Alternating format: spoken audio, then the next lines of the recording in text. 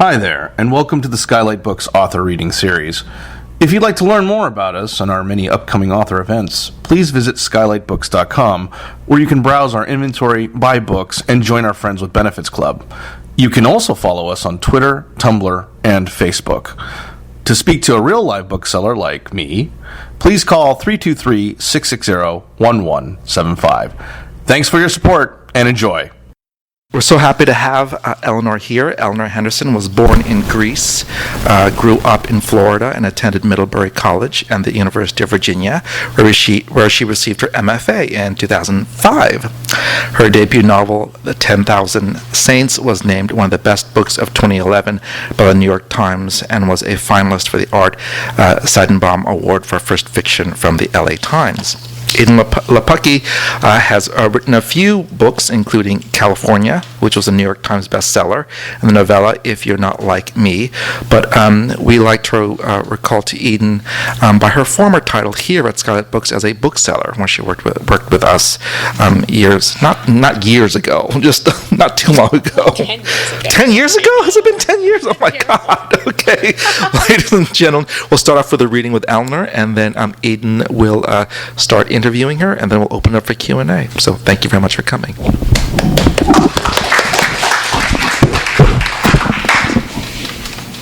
Hello. That works. Can you hear me? Great. Thanks, Noelle, for that nice introduction. Hi, everybody. Thanks for being here and for bearing with me coming in the last minute. I'm still used to Ithaca traffic, where a traffic jam is like 10 minutes long. So thank you. And thank you, Skylight, for having me back. It's been about 6 years since my last book, since I was here. I have fond memories of this place. And thank you, Edan, for being here to be my in conversation with person. I just finished Edan's book before I landed yesterday, and was so sad that it was over, because then I had to go read another book, which would not be as fantastically entertaining. So I'm really excited to be talking with you. I'm going to read, I don't know, maybe 7 or 8 minutes from an early part of this book. So I don't need to set up too much, but I'll set up a little bit. So this book is really different from my first one. It's set in 1930 in South Georgia, on a fictional cotton farm in a fictional county. And it begins with 2 dramatic actions in the first chapter right away that will shape the rest of the book. And the first is that a pair of twins is born. One of them is dark-skinned, one of them is light-skinned. They're born to a young white woman named Alma Jessup, who is the daughter of a sharecropper on this farm. And because the twins look so different, and one of them is black, the sort of nearest black field hand is accused of raping her, and in the first chapter is lynched and carried down the 12-mile straight, the road that leads to the nearby town. So it's a pretty dramatic opening. And then in the coming chapters, you'll just see the family, the Jessup family, as they are sort of trying to reckon with that initial act of violence. So you'll see Alma as the main character in these sections. There are a lot of different points of view in the book, but most of this is from Alma's point of view. And so you'll hear about her and her father, Juke, the man who was killed, Genus Jackson, and also the young black maid who's a sort of companion to Alma and helps her to raise her babies, and her name is Nan. The people of Cotton County were distracted from Genus Jackson, and it was the twins who seized their attention. Through August, as the corn grew high in the fields and the next truckload of pickers showed up, people came to see the babies. They came from church and town and neighboring farms, bearing booties and blankets, biscuits and pies. Mary Minrath, the home supervisor who last fall had been sent from town to help with the canning, brought the peach cobbler that had taken honorable mention at the Cotton County Fair. Bet Hazelton, the bank manager's wife, brought a box of second-hand clothes she'd collected from the congregation at Florence Baptist. Camilla Rawls, the doctor's wife and the president of the local chapter of the WCTU, brought 2 golden-edged, pocket-sized Bibles. Every child of God needs his own. Even the chain gang that made its way down the road left a gift stuffed in the mailbox, a bouquet of blue hound's tongue picked from the shoulder of the straight. They came by cart and by foot and by automobile, Hoover wagons and two-wheeled jigs, feigning errands to the crossroads store, delivering news. Some clucked and cooed, some shook their heads. All of them prayed over the cradle. "Haven't seen you in church, Alma," said Josie Bird, whose daddy owned the biggest peanut farm in the county. She was leaving for Emory for nursing school, and she wore a new pair of leather shoes, white with white laces, so clean they hurt Alma's eyes. "They got Mary Collier in your place in the choir, and pretty as she is, she sings like a gopher frog." Alma said she'd be back in church when she was ready, when the twins were old enough to travel, and the women left with a knowing nod, sometimes a hand on Alma's shoulder. "If I didn't see them with my own eyes," Josie's mother whispered to Josie on their way out the door, "I'd say those babies came from 2 different wombs." A week after delivering the cobbler, Mrs. Minrath returned in her starched apron, her leather ledger at her side, saying, "Those tomatoes in your garden aren't going to can themselves." Alma said she wouldn't be needing any help this year, thank you kindly. "We got our hands full with the babies." Mrs. Minrath pursed her flat lips. "Then it would seem you could use all the extra hands you could get, especially in times like these, and without any womankind around." "I got my Nan. She's a plumb miraculous canner. We've been canning since we was as tall as the hem on your dress, Mrs. Minrath, even without a book to write it all down in." Mrs. Minrath looked around Alma and into the house where Nan was holding baby Wilson. She shook her head. "Poor children," she said, and turned and walked down the steps. People came to help, and Alma sent them away. It was true that she lost some tomatoes. Her father let her tend the garden, but alone she couldn't pick them fast enough. She canned what she could, and the peaches and berries too, and pickled the peppers and carrots, sweating over the stove. She ate the cobblers and biscuits and pies, hating every bite. But she was hungry, and so were the babies, and they were delicious, those wicked, wicked pies. She fed the chickens and the guineas and the hogs and the mules, trapping a high-pitched hum in her mouth, and milked the cows, April and June, Anna and Margaret, and separated the cream from their milk, saving the skim for the hogs. "It's all they want us for, ain't it, girls?" she said to the cows, tugging the full furred mounds of their teats. "Milk, milk, and more milk." When she was held up feeding the babies and couldn't get out to the barn until dawn, their udders were engorged as globes, veined with rivers of ducks. "Ain't it the worst, girls?" she said.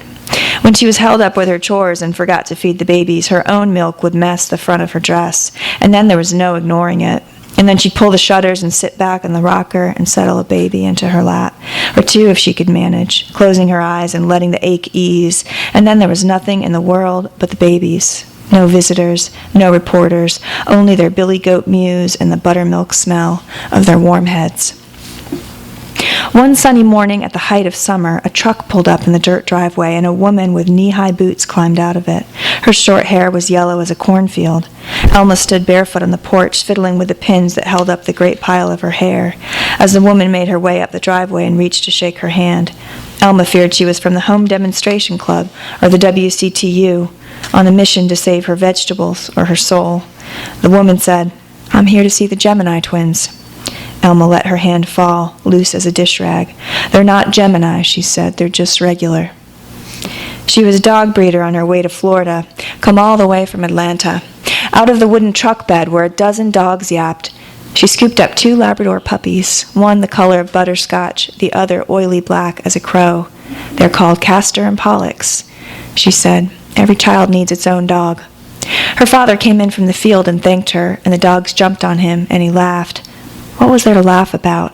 Alma watched their pink tongues lapping at her father's hands. This was their reward for killing genus. Dogs. "We can't keep them," Alma said to the woman. "We got enough to look after with the babies." "Of course we can," said her father. "Dogs look after themselves." And he made Alma take the woman into her room, where the babies now shared a larger crib that Juke had built. The woman leaned over the sleeping twins, but didn't pray. "Would you look at that?" she said. "Please don't touch the babies," said Alma. "They're still fragile. They were born small." "They look strong," said the woman. "Especially this boy here. That's hybrid vigor." Alma joined the woman at the crib, pulling the quilt to Wilson's chin. "Most people don't believe a woman can have 2 babies from 2 fathers at the same time. They think it's witchcraft, don't they? Or just tales from Bible times? Elma felt a sudden pressure in her chest, like a blush or a rush of milk. With dogs in the wild, it happens all the time. You take any bitch in heat, there's as likely as any to have there's as good a chance as not that every mutt in the litter is going to have a different daddy. That's so, said Elma, head cocked. One of her pins sprung out of her hair, and she bent to pick it up, then took it between her lips, chewing it over. Your babies will be fine, the woman said. Black or white, they're fixin' to be strong. Of course, Wilson wasn't true black, nor was he red like Isaac's child Esau, though under his skullcap was a rusty shock of hair, like the bronze wool used to scrub the pans. When he'd grown into his skin, he was a warm, loamy brown, the color of the earth tilled for seed, sand and silt and clay mixed together. And when his eyes finally settled, when he could stare back at the faces that loomed over the crib and hold them in focus, they were a pale gray-green. You didn't have to look twice, some said, to see those eyes were Elma's. Winifred, though, already she was called Winna Jean, or just Winna. She took after her father. When her skin cooled from the pink of infancy, she was white as a gourd, with Freddie's sun-bleached hair, even before she'd seen the sun. It wasn't until years later, when the twins spent their days running between the house and the fields and the barn, that their freckles came out, like stars appearing in the night sky. If you wanted to believe they weren't twins, and at some point everyone did, even the twins themselves, as often as they wanted to believe that they were, their freckles were there, finally, to connect them, Castor and Pollux joined in their immortal constellation. When they were still babies, Elma dressed them head to toe, even indoors, even in summer. She wanted to protect them, to hide them, to make them more the same. You couldn't blame her. After all, Juke said to the visitors, she'd been expecting only one. When she was pregnant, singing all the pretty horses to the baby kicking in her belly, she'd sewn 6 identical guano sack dresses, stitching them together with hay bale twine. When 2 babies came instead, she'd dressed both of them in the sacks. If she could have, she would have stitched the babies together at the waist, like Siamese twins. Sometimes it seemed she wanted to believe Wilson and Winna were one child, or that she needed others to believe it. It didn't matter how the babies came to be. Babies were babies. Even Juke believed that. Of course I love them both the same, Elma told the women from church, the reporters who tracked white clay across the floor. She followed them with a broom. All children live in the kingdom of God, don't they? And they nodded with certainty, saying Amen and praise his name. But they were thinking of all the things she might have done with that baby, all the doorsteps she might have left him on in the middle of the night. The colored school, the colored church, in a basket on the creek. She could see the scheming in their eyes, the stories they were writing in their heads, just like they wondered what had happened between Elma and Genus Jackson in the cotton house or creek or cornfield, a cornfield she hadn't even been in, but they were following her there. In some of their eyes, doubt. They'd seen their share of mulatto babies. The Jessops were as liable as any country family to have some black blood along their line, black blood that decided to rear up and show itself. The white Youngs who owned the tobacco plantation and the black Youngs who owned the juke joint.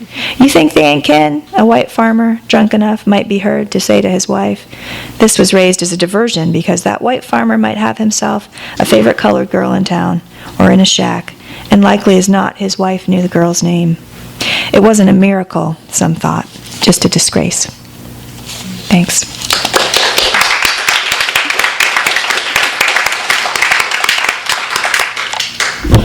Hello. Oh, thank you. I just finished this book today. Has anyone finished it?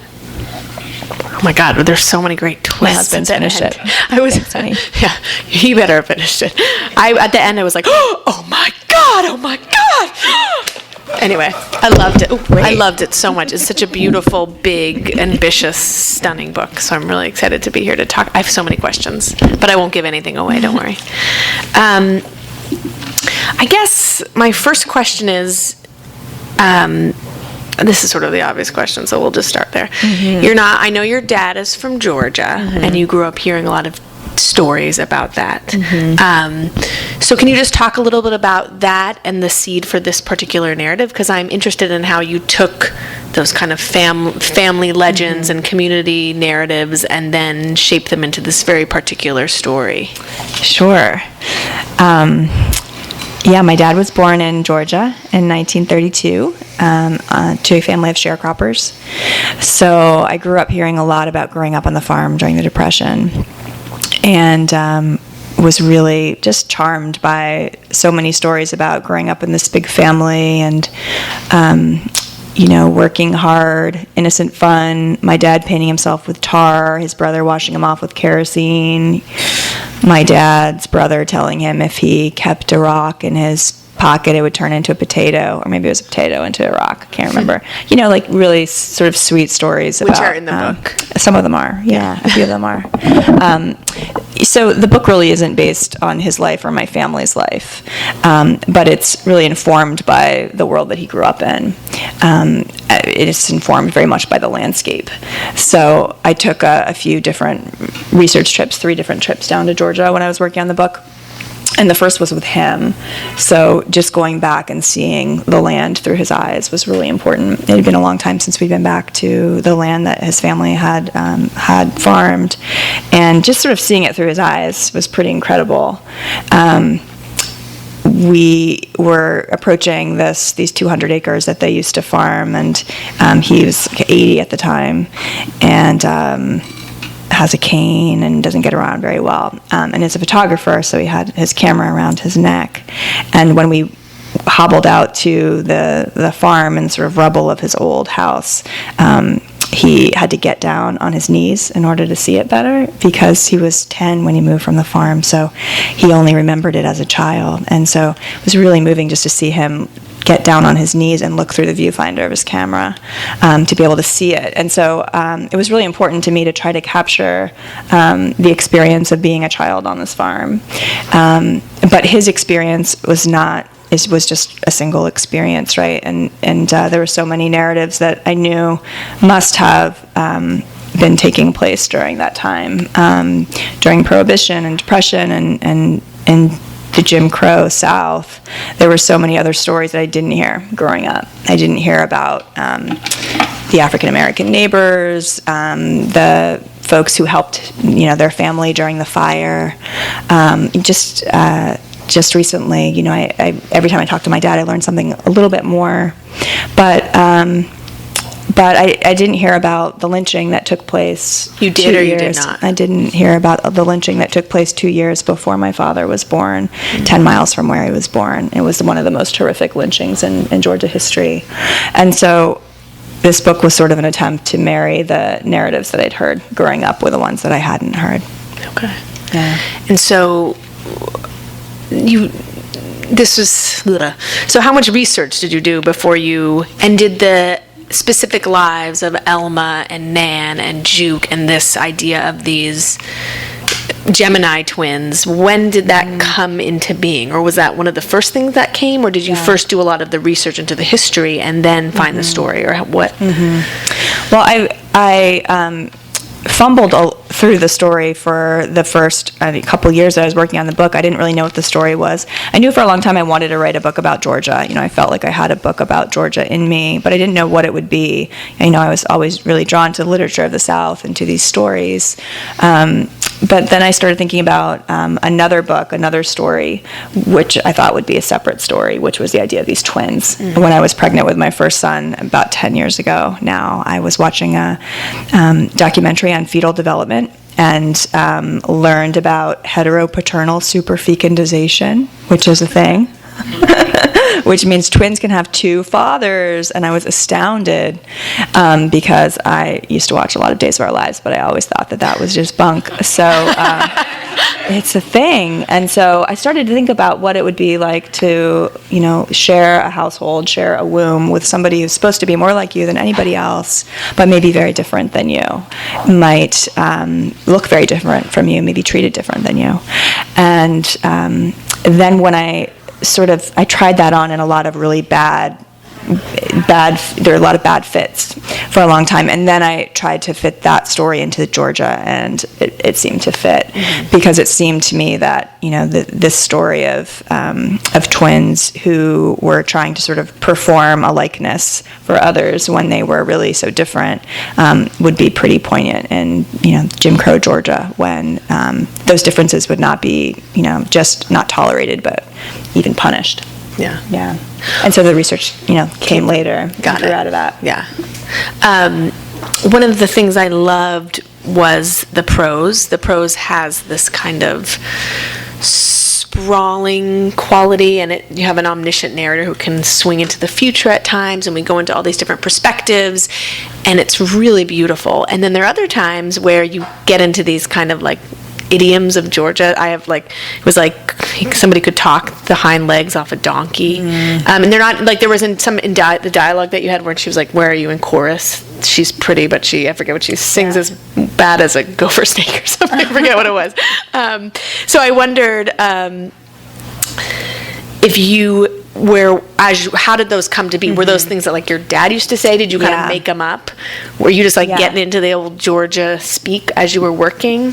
All of the above, sort of. Yeah, I mean, I do. It's a little nerdy to admit, but I did have like a dictionary of Southern, phrases or something. A couple of them. I didn't even know. Of course that exists. I mean, I did. I felt like that was sort of due diligence, but also like I'm a bad writer. I shouldn't need this, but I sort of felt like I needed to. But a lot of them come from hearing my dad's family talk. Come on, hug my neck, honey, give me some sugar. That was just a lot of that stuff I just heard growing up from my sprawling family of aunts and uncles. And then some of it I made up, which was fun. Like once you sort of kind of adopt that dialect, and then you sort of commit to this fictional world, I sort of gave myself permission to like. Maybe the dictionary said the hind legs off of a mule, and I was like, I'm going to make it a donkey or whatever, just to remind myself that this was a place that was made up, and I didn't want to be so beholden to history that I couldn't allow these characters to give them their own language.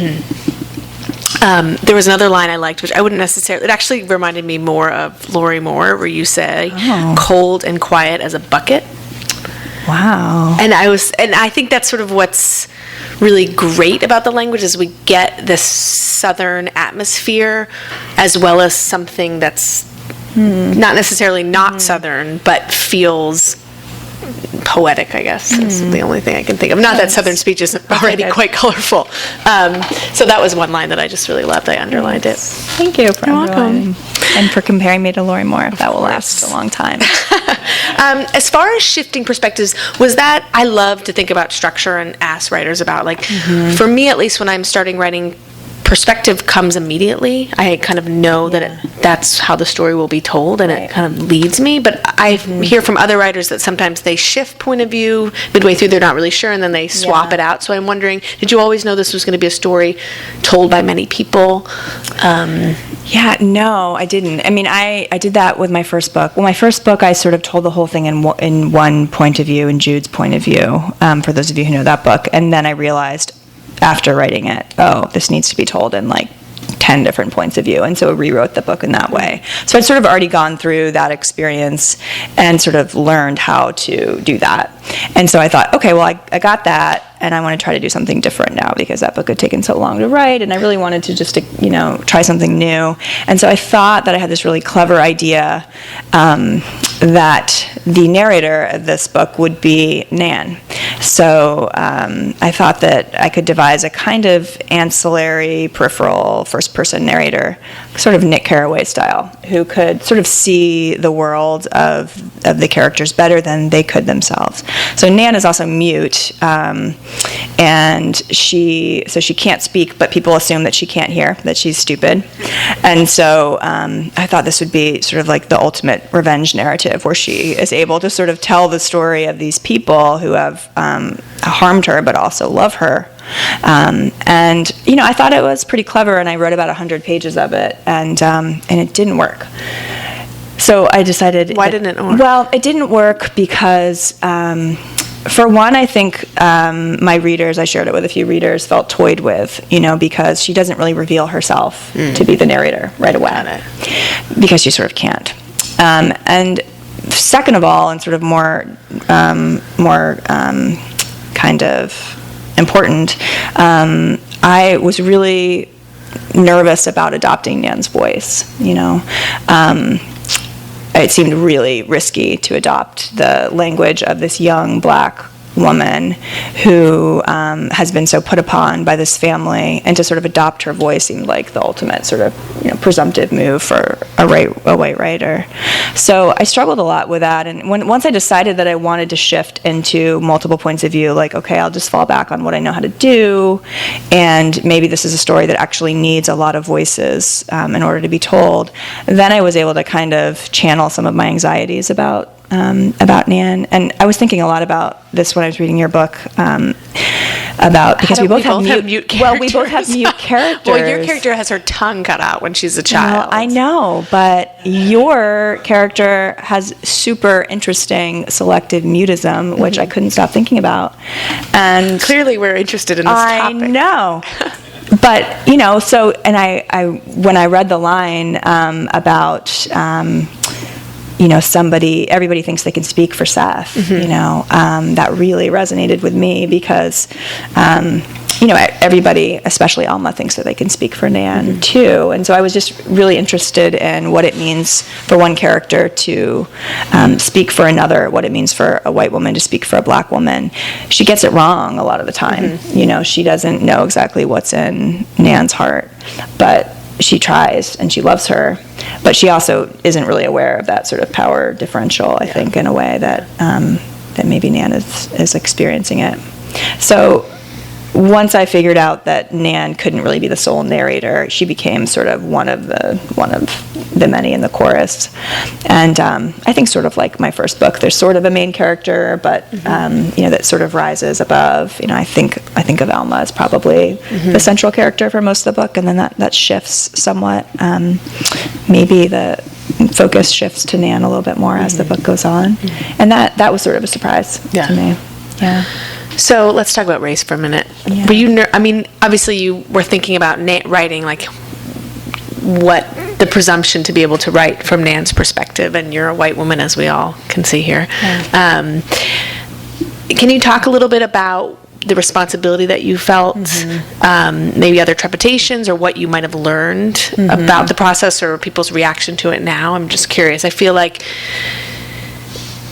I know a lot of white writers who are afraid to write about race, which maybe they should be, and everybody should. That's a big topic that you can very easily get wrong, and I think as a fellow white woman, I feel you've done a very good job here. But I did feel that race was really treated in a really complicated way. Like you talk about, like Elma speaks for Nan and often gets it wrong, and you can see that they have a true love and a sisterly bond. But there is something else there that's really complicated, and you see that in all these different ways, and you see the way that this insidiousness of racism pervades everything, the private and the public, in this county. And I thought that was really magnificently done. And I felt like it's a lot of white writers in particular, they sort of write books where race doesn't exist, because that maybe is easier than to offend people. So I wondered if you could talk a little bit about that. Yeah, I thought about this a lot writing the book, and I, sort of woke up in a sweat about it every day that I was working on the book. And, I definitely, asked myself that question about, whether it was better to, or easier to sort of, ignore those questions. And the first book that I wrote was, most of the characters were white. There were a few characters of color, but not many. And I really felt that I wanted to move outside, my comfort zone as a writer, and just sort of enter a conversation that I felt was really important. And so I think there are a lot of ways you can do that. And one of them is to sort of, for me, it relates really directly to point of view, right? Like you have to populate your book with characters who reflect the world as it was. And so for me, the sort of ethical question is, well, then do I adopt the points of view of those characters, and then how? And so I think I probably became more thoughtful and more deliberate about it as I wrote the book, when I sort of realized what an undertaking that was. And I thought about Claudia Rankine and Beth Lafreda's essay, Whiteness and the Racial Imaginary, where they, encourage the reader to, or the writer to, move beyond the questions of permission, language of permission, getting past, can I write from a perspective of the other, to, how and what for. And they also talk about sort of identifying the moments where you kind of meet the limits of your imagination sympathy, I think is the phrase. What does that mean? Yeah, good question. I mean, that was sort of what I was trying to figure out when I was writing the book. Like, where are the moments where I feel like I can't imagine? And for me, like, that when I really tried to adopt Nan's voice, I think I was finding my limit. I was finding a way that, okay, I'm either uncomfortable or clueless, and I don't feel that I can really, address whatever it might be. But as a writer, for me, it was about making it part of the material, like making my anxiety, which is not really the point, part of the story, even if, the white woman character in the book can't really think, very thoughtfully about some of the issues that I was really struggling with. She still could sort of represent them. Yeah. And so it was important for me just to provide like a pretty wide spectrum of all kinds of characters too. That we have, poor people and well-off people and young people and old people and men and women and I don't think every book can be exhaustive. I don't think every book can do everything, but I tried to present as full a world as I could in this very limited slice. Yeah. I think you did a great job. Thanks for the question. I'm still working on it, as you can tell. I was going to start with it. Do we have any questions in the audience? Yes. Yeah, right. Good one. You have to read to find out who the daddy is. But so I'm really interested in the science of this. So what's the window frame for two babies from? 4 days. Does it have what's the frequency? Well, we don't know exactly. She's asking what the window where you can have two fathers in one womb in right. 4 days. Yeah. So we don't know exactly how often it happens. We can test for it now in ways that we couldn't before. So that was one of the challenges of the research was, The DNA. yeah, DNA, certainly you can just do a DNA test to determine who the fathers are now, but they didn't exist then. So they had to do blood typing, which was less accurate, but it was really interesting too. So yeah, I mean, when we notice it today, often it is because the babies don't look alike, and so a mother will ask for a DNA test. So fraternal twins are there's got to be a percentage, right? Sure, but I don't know that we can know because it's only determined if there are tests, right? If you don't test babies for their paternity, then we just assume that there's one father. Does that make sense? I think it's endlessly fascinating. It is. I think it is too. I mean, because there's these two types of twins, right? That's what grabs me. It's like I said, there are two types of twins. Like fraternal and Identical. And now there's three. There's three. It's another kind. Yeah. Wow. Other questions? Yes, in the back. So I really enjoyed your first book and the movie adaptation. Oh, I'm curious thanks. how seeing your first book on screen impacted your storytelling for this. Mm-hmm. Yeah. It didn't impact it in a really clear way for me. I mean, I do think it probably made me a more efficient writer, believe it or not. This is a giant book, I know. But I think I probably made some choices that, cut a few corners because I was so impressed with the ways that the screenwriters who adapted my first book were able to condense, 3 chapters into 5 minutes at the table at the restaurant. Why didn't I do that? That's super smart. So I think I probably was able to sort of just see cinematically, all right, what would Sherry and Bob do? How would they get the characters from A to B?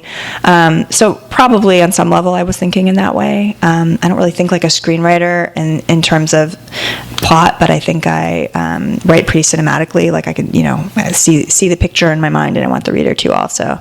So, but probably the most specific way that it changed for me is when I was trying to imagine that first version of the book that Nan was narrating. When I tried to imagine that on the screen, I thought, oh, this actually could not happen at all because a mute character cannot narrate a story. So, Unless you do voiceover. but how would you do a voiceover if she can't narrate? She can't open her mouth. She doesn't have a It's voice. an inner voice. Right, I know. No, Then it yeah, started it's kind messing of a with me. I cop-out, thought the yeah. same thing. Yeah. Yeah. So that for many reasons that narration was not working, but that also kind of told me like this is totally a weird construct that doesn't exist, and maybe I shouldn't do that. Yeah. Do you have a favorite character in this novel?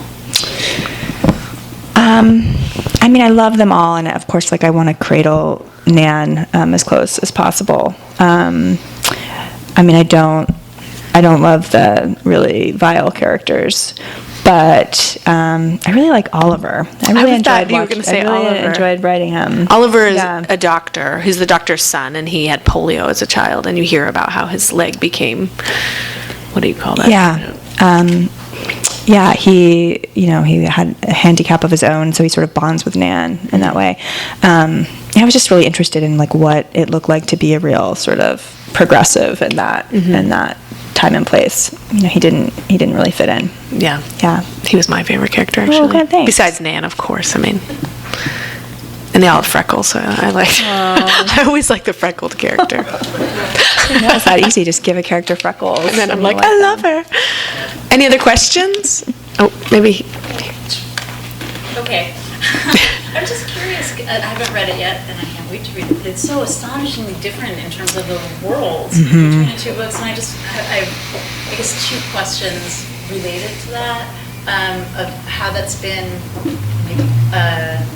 for you as a writer, like having kind of your people who have read the book and love the first book and love the movie, and then to kind of come forward as like, it's just a whole different terrain, and whether that's sort of it's like, I was a hippie in high school, like kind of reassert your identity as a writer. That must be, that I'm wondering if that has been weird in promoting this book, and then also moments in writing it where despite how different they are, I would imagine, where does this feel like you're doing the same, how it informed your own preoccupation. Wow, you guys are hitting on all of my worries. Thank you so much. You're just like getting right to it. I was really worried about writing a book that was so different, and I was sort of like, why do I want to write this other book? Like, aren't I a rock and roll writer? And I did feel like people sort of expected me to like write like another hip, sexy, fun book, and there are like 1.5 jokes in this whole book. This is like not a funny book, and it's pretty dark, and it's really different. So I think I kind of came to the material in a kind of similar way, even though they're so different. Even though the worlds where they take place is so different. The first book that I wrote was really based on the world that my husband grew up in, and just listening to the stories that he told about growing up on the Lower East Side in New York, I was just so charmed by them in the same way that I was charmed by the stories that my dad told. And so for whatever reason, I often feel drawn to writing the stories of people who are kind of close to me, but the stories aren't mine. That they have this ability to tell stories that makes them sort of captivating and contagious. And so I wanted to sort of capture them. And so that kind of process was the same for me. And then, like, even when I think, God, these books couldn't be more different, there were moments where I'm like, sort of sit up straight. And there's definitely there's birth and babies in both of them. Like in your anthology that you edited. Yeah, Edan and I met through this anthology Labor Day that I edited, and she contributed a really wonderful essay for it. And so I might be moderately obsessed with babies and birth stories. So there's that links them. And then also at a certain point, and then there's also straight edge and prohibition. This story is also about bootlegging and about substances, which is a thing that I think I might also be moderately obsessed with. And then also at a certain point, I'm giving away a little bit, but it's like, oh, this is another book about 3 people who are hiding a secret about a pregnancy. I guess that's a thing I do. Had no idea. Don't have to. So interesting. I have my 2 books are really different too. Yeah, they And are. I'm always like, they're actually the same structurally, but Yeah, nobody structurally, notices because you trick them with the content. Right. But Yeah. Just Cool. keep on leaning on the thing that you do well, I think. yeah, I guess so. Did you have another question? The lynching. Did you do any research into lynching? Like historically, are they about sex or theft or what creates the lynching? Did you get into that at all? Well, yeah. I mean, often, the narrative is that a black man rapes a white woman, right? That's often the story that's told. So it seemed like a fair enough one for these characters to sort of latch onto. But yeah, I did do a lot of research about lynching, starting with a book called The Tragedy of Lynching by Arthur Raper, which was published in 1933, just after this action would have taken place. And I wasn't quite sure where in time to set this book, and then I read that book and learned about 1930. So between 1927 and 1929, there were no recorded lynchings anyway in the state of Georgia. And in fact, I was doing research at the Georgia Historical Society in one of my trips down there and came across this headline in the microfilm, which was really astonishing. It was in a Georgia newspaper, December 1929, "Lynching to be a lost art." Oh my God. Yeah, and then if you keep scrolling forward a few weeks, you'll find in January 1930 that lynching that I mentioned that took place in Irwin County, Georgia, where 1,000 people participated. Certainly from the neighboring counties, and then 5 more lynchings took place that year. So I was really fascinated with 1930. What happened in this state? What kind of forces were at play to bring about that incredible resurgence of violence? And so this lynching in the story is a fictional 7th lynching, essentially, that kind of is a composite of all these other stories, which are also in the book. Yeah. Are you working on anything now? No, I probably should have emailed you to say, hey, Don't ask that that. I forgot. No, I mean, I don't know what I'm going to write next. but- Somebody telling you stories that you find Well, I know. I'm like, captivating. who's going to be my next victim? Yeah, I don't know. Yeah, I mean, I feel a little bit. I didn't expect this book to be relevant when I started writing it. I sort of thought, like, who needs another novel about Jim Crow South? We've heard enough of those stories, and so I guess I'm still a little startled by how with every passing year this book had seemed to me at least more and more relevant, and certainly hard to think about the events of Charlottesville without thinking about the 1930-ness of the moment now. It just feels so frightening in that way. So I think I'm a little bit paralyzed, I just kind of need to work through this moment first. Yeah. Well, thank you so much for writing this book Thank for you. coming. Thank you, everyone, for coming out. Thank you, Edan. Go read her book, Woman Number 17. You'll devour it.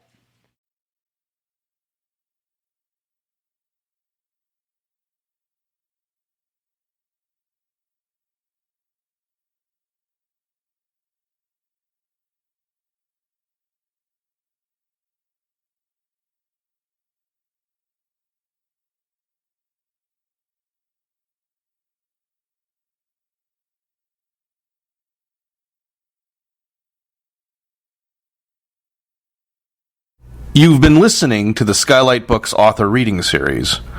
Don't forget, you can listen to this and all of our other great podcasts at skylightbooks.com. Thanks again for stopping by, and we hope to see you soon.